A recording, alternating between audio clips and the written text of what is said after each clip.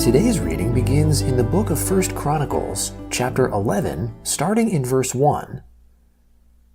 Then all Israel gathered themselves to David at Hebron, saying, Behold, we are your bone and your flesh. In times past, even when Saul was king, it was you who led out and brought in Israel. The Lord your God said to you, You shall be shepherd of my people Israel, and you shall be prince over my people Israel.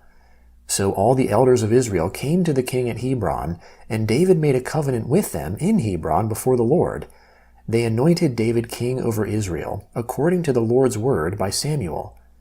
David and all Israel went to Jerusalem, also called Jebus, and the Jebusites, the inhabitants of the land, were there.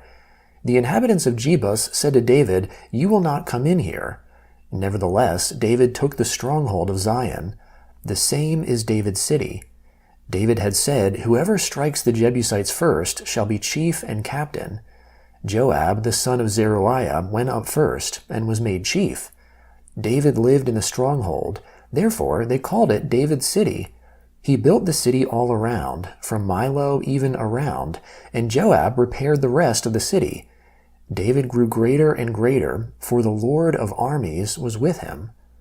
Now these are the chief of the mighty men whom David had, who showed themselves strong with him in his kingdom, together with all Israel, to make him king, according to the Lord's word concerning Israel.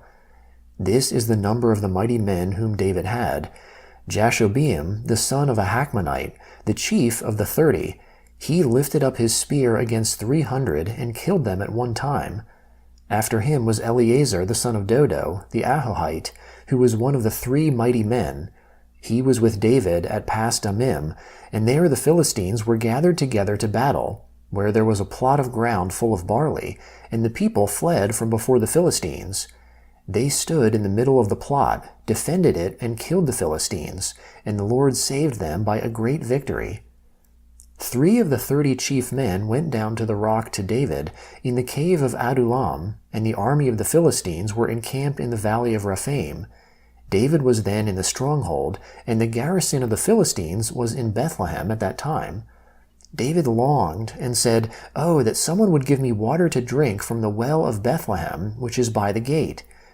The 3 broke through the army of the Philistines and drew water out of the well of Bethlehem that was by the gate, took it, and brought it to David. But David would not drink any of it, but poured it out to the Lord, and said, My God forbid me that I should do this. Shall I drink the blood of these men who have put their lives in jeopardy? For they risked their lives to bring it. Therefore he would not drink it. The 3 mighty men did these things. Abishai, the brother of Joab, was chief of the 3, for he lifted up his spear against 300 and killed them, and had a name amongst the 3. Of the 3, he was more honorable than the 2, and was made their captain. However, he wasn't included in the 3. Benaiah, the son of Jehoiada, the son of a valiant man of Kabzeel, who had done mighty deeds, killed the 2 sons of Ariel of Moab. He also went down and killed a lion in the middle of a pit on a snowy day. He killed an Egyptian, a man of great stature, 5 cubits high.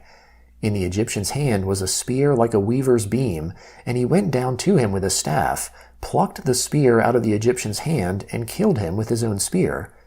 Benaiah the son of Jehoiada did these things and had a name amongst the 3 mighty men. Behold, he was more honorable than the 30, but he didn't attain to the 3, and David set him over his guard.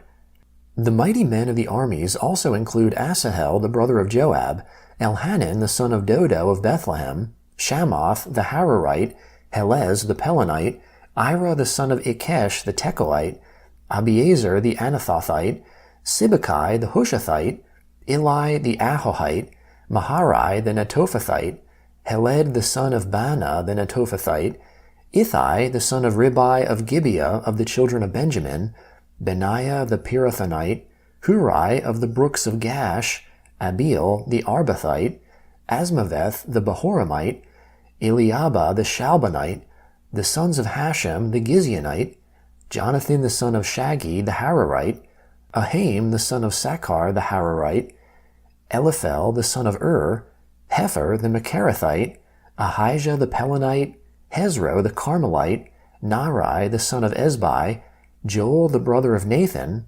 Mibhar the son of Hagri, Zelek the Ammonite, Naharai the Berathite, the armor-bearer of Joab the son of Zeruiah, Ira the Ithrite, Gareb the Ithrite, Uriah the Hittite, Zabad the son of Alai, Adina the son of Shiza the Reubenite, a chief of the Reubenites, and 30 with him, Hanan the son of Maacah, Joshaphat the Mithnite, Uzziah the Ashterathite, Shammah and Jael the sons of Hotham the Ororite, Jediel the son of Shimri, and Joha his brother, the Tizite, Eliel the Mahavite, and Jerubai, and Joshaviah the sons of Elnam, and Ithma the Moabite, Eliel, Obed, and Jasiel the Mezabite. Now these are those who came to David to Ziklag while he was a fugitive from Saul the son of Kish. They were amongst the mighty men, his helpers in war. They were armed with bows, and could use both the right hand and the left in slinging stones and in shooting arrows from the bow. They were of Saul's relatives of the tribe of Benjamin. The chief was Ahiezer, then Joash, the sons of Shema the Gibeathite, Jeziel and Pelet, the sons of Asmaveth, Berekah, Jehu the Anathothite, Ishmaiah the Gibeonite, a mighty man amongst the 30, and a leader of the 30, Jeremiah, Jahaziel, Johanan, Jozabad the Gederathite, Eluzai, Jeremoth, Baaliah, Shemariah, Shephatiah the Haruphite, Elkanah, Ishiah, Azarel, Joezer, and Jashobim, the Korahites, and Joelah and Zebediah, the sons of Jehoram of Gedor. Some Gadites joined David in the stronghold in the wilderness, mighty men of valor, trained for war, who could handle shield and spear, whose faces were like the faces of lions, and they were as swift as the gazelles on the mountains. Azer the chief, Obadiah the second, Eliab the third, Mishmannah the fourth, Jeremiah the fifth, Attai the sixth, Eliel the seventh, Johanan the eighth, Elzabad the ninth, Jeremiah the 10th, and Machbanai the 11th. These of the sons of Gad were captains of the army. He who was least was equal to 100, and the greatest to 1,000. These are those who went over the Jordan in the first month, when it had overflowed all its banks, and they put to flight all who lived in the valleys, both towards the east and towards the west. Some of the children of Benjamin and Judah came to the stronghold to David. David went out to meet them, and answered them, "If you have come peaceably to me to help me, my heart will be united with you. But if you have come to betray me to my adversaries, since there is no wrong in my hands, may the God of our fathers see this and rebuke it." Then the Spirit came on Amasai, who was chief of the 30, and he said, "We are yours, David, and on your side, you son of Jesse. Peace, peace be to you, and peace be to your helpers, for your God helps you." Then David received them and made them captains of the band. The Book of Acts, chapter 28, starting in verse 1. When we had escaped, then they learnt that the island was called Malta. The natives showed us uncommon kindness, for they kindled a fire and received us all, because of the present rain and because of the cold. But when Paul had gathered a bundle of sticks and laid them on the fire, a viper came out because of the heat and fastened on his hand. When the natives saw the creature hanging from his hand, they said to one another, "No doubt this man is a murderer, whom, though he has escaped from the sea, yet justice has not allowed to live." However, he shook off the creature into the fire and wasn't harmed.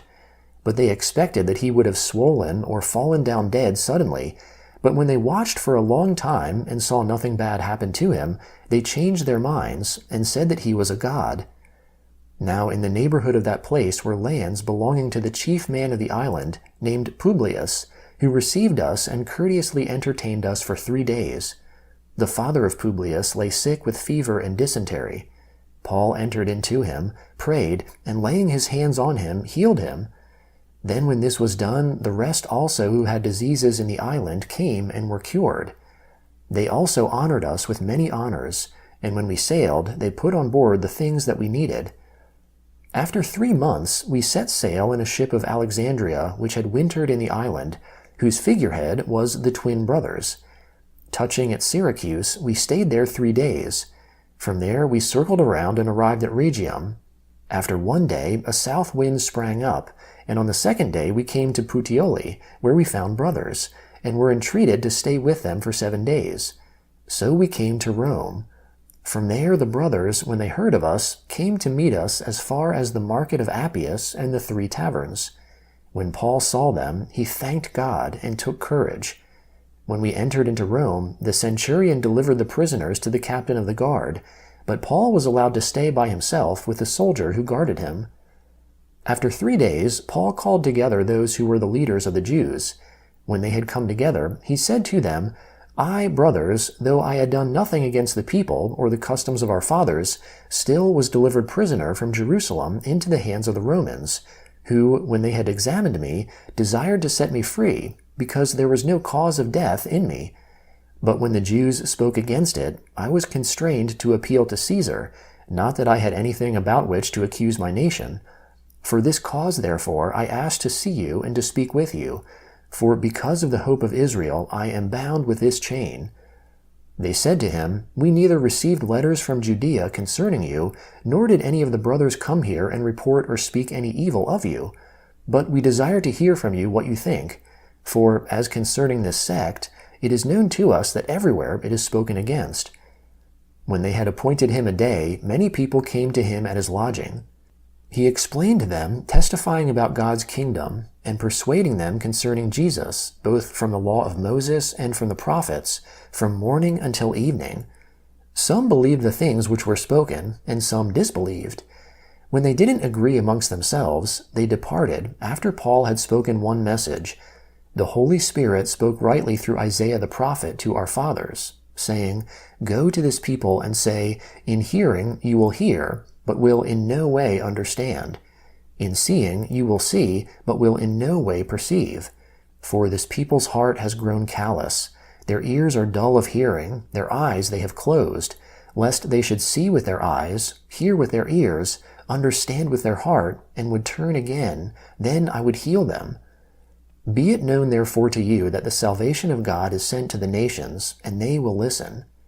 When he had said these words, the Jews departed, having a great dispute among themselves. Paul stayed 2 whole years in his own rented house, and received all who were coming to him, preaching God's kingdom and teaching the things concerning the Lord Jesus Christ, with all boldness, without hindrance.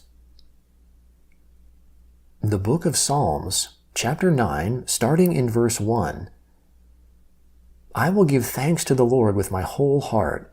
I will tell of all your marvelous works. I will be glad and rejoice in you. I will sing praise to your name, O Most High. When my enemies turn back, they stumble and perish in your presence. For you have maintained my just cause. You sit on the throne judging righteously. You have rebuked the nations. You have destroyed the wicked. You have blotted out their name forever and ever. The enemy is overtaken by endless ruin. The very memory of the cities which you have overthrown has perished. But the Lord reigns forever. He has prepared his throne for judgment. He will judge the world in righteousness. He will administer judgment to the peoples in uprightness. The Lord will also be a high tower for the oppressed, a high tower in times of trouble. Those who know your name will put their trust in you, for you, Lord, have not forsaken those who seek you. Sing praises to the Lord who dwells in Zion, and declare amongst the people what he has done. For he who avenges blood remembers them. He doesn't forget the cry of the afflicted. The Book of Proverbs, chapter 19, starting in verse 1. Better is the poor who walks in his integrity than he who is perverse in his lips and is a fool. It isn't good to have zeal without knowledge, nor being hasty with one's feet and missing the way. The foolishness of man subverts his way. His heart rages against the Lord.